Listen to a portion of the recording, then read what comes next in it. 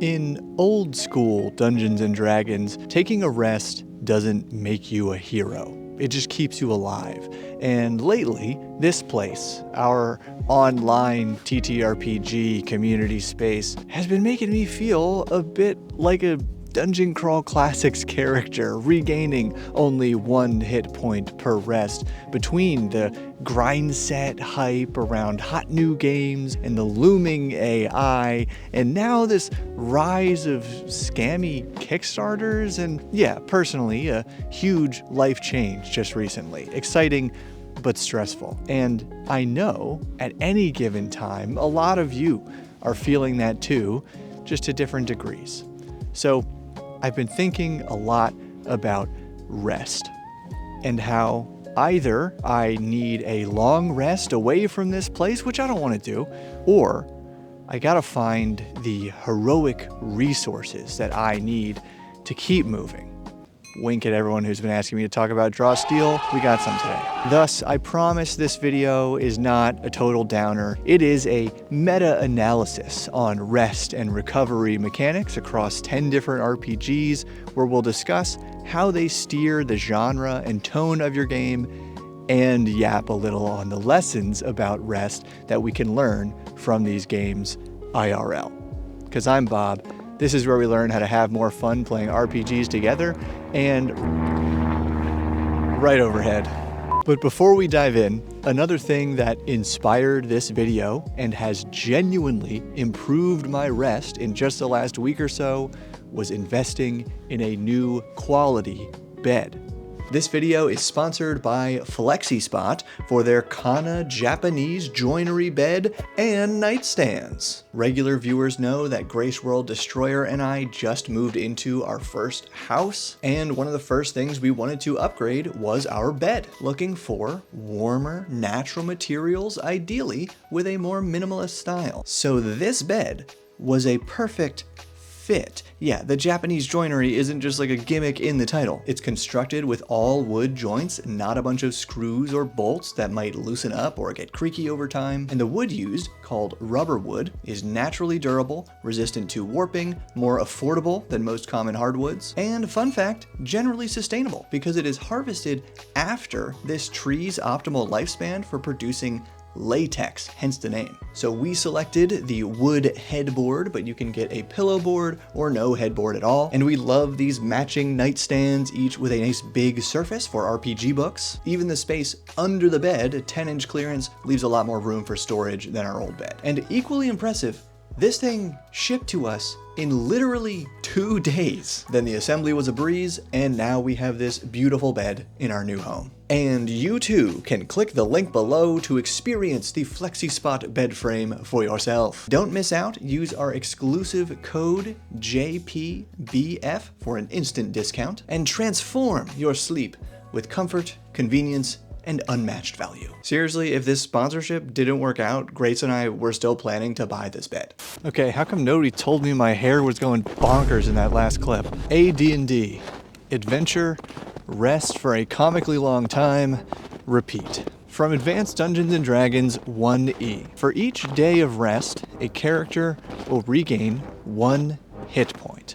Notice, that is not even your overnight sleep, but a full day of rest without combat or spellcasting, according to the book. Remember, this incredibly slow rate for recovery enforces the old school RPG sensibilities of gritty realism, victory by attrition. It suits the playstyle of spending a week in town between every few dungeon rooms, and it does feel pretty realistic if we're thinking about HP as physical damage to the human body. In Gygaxian tradition, we even get a few simulationist exceptions to the rule. You can, of course, gain 7 hit points by resting for a full week, unless your constitution is negative. Say it's -2, then you can only regain 5 hit points for the whole week, with those first 2 days not counting towards your recovery. From the meta perspective, this is like how sometimes the weekend or even a short vacation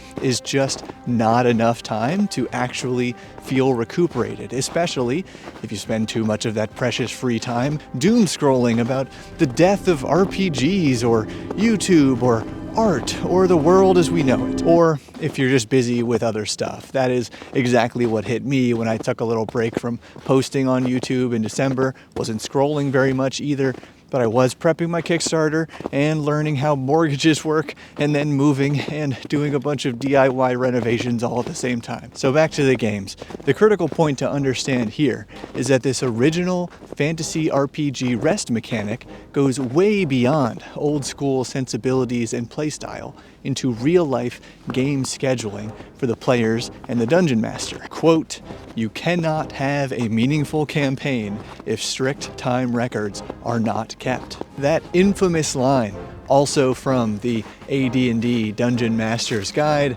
is in all caps, because in these early days of D&D, one DM could have dozens of players meeting up in smaller groups throughout the week to play in the same shared living world. How cool is that? But in order for the Dungeon Master to effectively track the campaign's events for each party, one day passing in real life generally meant one day passing in the game world. So it's a fascinating way to track time and handle resting, taking it one day at a time. I tried it in my last Dungeon Crawl Classics campaign, and we'll get to those results in a bit.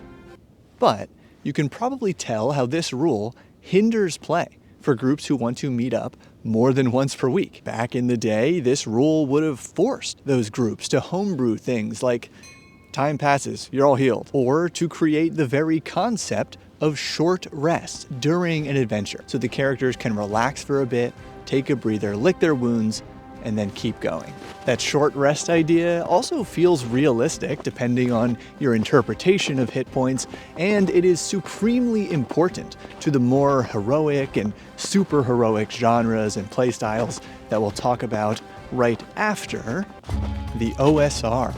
Adventure, rest, repeat efficiently. And we're doing rapid fire rules here, so keep your ears open for the subtle differences between these mechanics. Dungeon Crawl Classics characters heal 1 hit point from, quote, a good night's rest, or 2 points from a full day of bed rest, with the same rates for recovering stats. Deathbringer characters heal hit points equal to their Constitution stat for every day of complete bed rest, and can also spend Deathbringer dice to stitch up wounds after combat. Shadowdark characters regain all lost hit points and stats on a successful rest, but to rest, a character must consume a ration and sleep for 8 hours, with exceptions for very light activities like keeping watch and simple rules for handling stressful interruptions like an encounter. For characters in Knave, HP fully heals each morning after 2 watches of sleep and a meal the night before, but wounds are only healed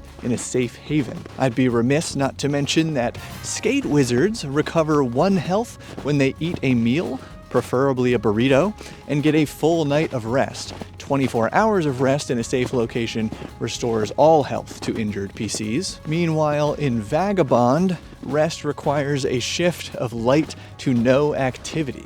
You gain the benefits of a rest if you are fed and rested, which restores HP, luck, and mana to the max. And for short rests, once per shift, you can eat a ration and drink some water to regain HP equal to your might. Couple more. In Pirate Borg, a short rest is about 10 minutes and recovers 1d4 HP. A long rest is overnight and recovers 1d8. But you need food and drink for recovery, or you starve after 2 days and start losing 1d4 HP per day. Finally, in Cairn 1e, resting for a few moments and having a drink of water restores lost HP, but leaves the party exposed.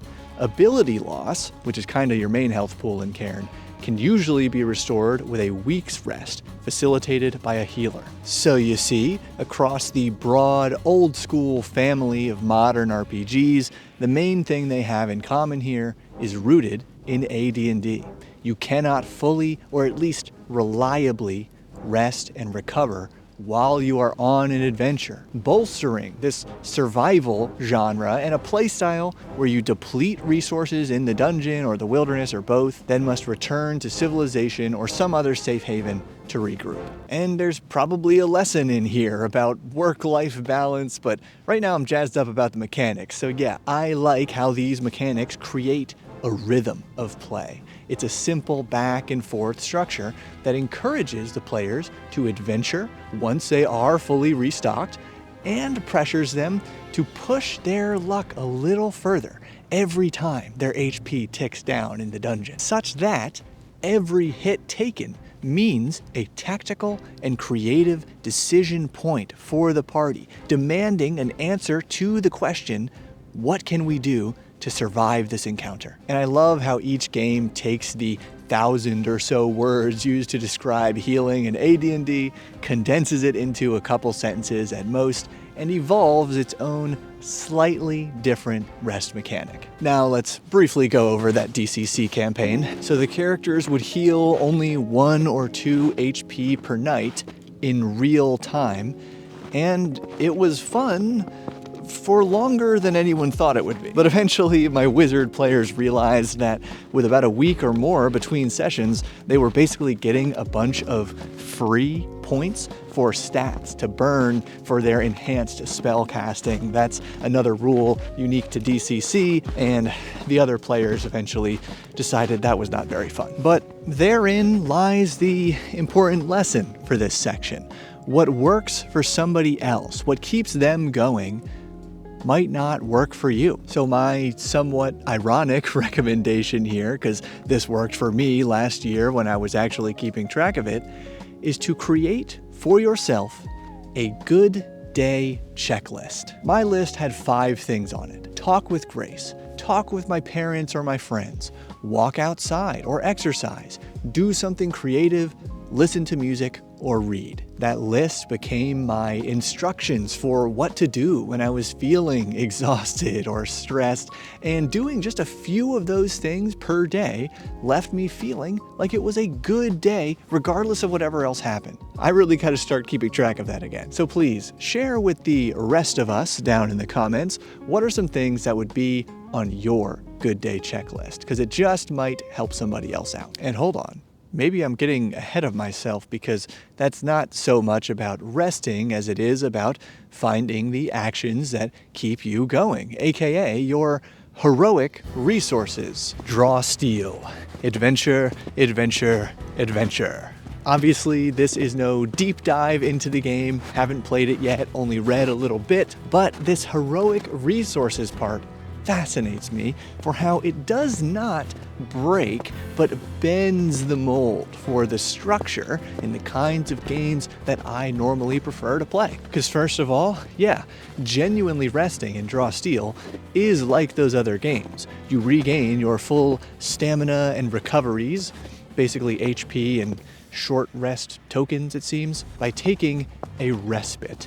And quote, during a respite, you must spend 24 hours uninterrupted and doing nothing but sleeping, eating, dressing your wounds, and recuperating. And you can also do 1 respite activity. So that is like an AD&D full day of rest requirement, but you regain everything like in Shadowdark, but you don't have to track that you ate a ration, because that's not what Draw Steel is about. It's about combat. And in combat specifically, you are able to recharge your class-specific heroic resources through specific actions to empower your class-specific abilities. To me, that is a powerful concept in every sense of the word. But I just learned that you do get some of these resources for free.